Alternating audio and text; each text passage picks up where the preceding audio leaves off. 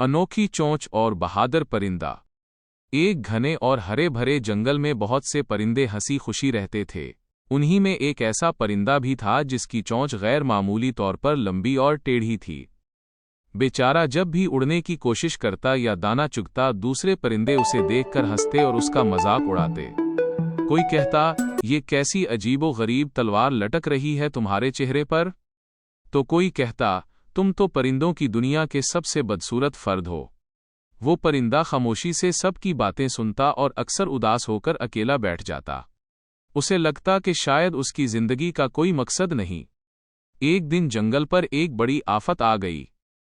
दरख्तों को एक ऐसा खतरनाक और जहरीला कीड़ा लग गया जो लकड़ी के अंदर गहरे सुराख करके उन्हें अंदर ही अंदर खा रहा था। आहिस्ता आहिस्ता हरे भरे दरख्त सूखने लगे और जंगल वीरान होने लगा। तमाम परिंदे परेशान थे क्योंकि उनके घोंसले उजड़ रहे थे। दूसरे परिंदों ने अपनी छोटी चोंचों से उन कीड़ों को निकालने की बहुत कोशिश की, लेकिन कीड़े लकड़ी के इतने गहरे सुराखों में थे कि किसी की चोंच वहां तक पहुंच ही नहीं पा रही थी। जब सब मायूस हो गए तो वही लंबी चोंच वाला परिंदा आगे बढ़ा। उसने अपनी लंबी और बारीक चोंच को दरख्तों के तंग सुराखों में डाला और एक एक करके तमाम जहरीले कीड़ों को बाहर निकालना शुरू कर दिया। उसकी लंबी चोंच उन जगहों तक आसानी से पहुंच रही थी जहां कोई और नहीं पहुंच सकता था।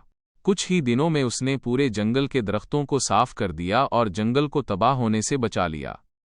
अब वही परिंदे जो उसका मजाक उड़ाते थे शर्मिंदा थे और उसका शुक्रिया अदा कर रहे थे। सबक: अल्लाह ताला ने कायनात की हर चीज को किसी न किसी खास मकसद के लिए पैदा किया है। जिसे हम अपनी नज़र में खामी समझते हैं वही ज़रूरत पड़ने पर सबसे बड़ी खूबी बन जाती है। इसलिए कभी किसी को कमतर न समझें।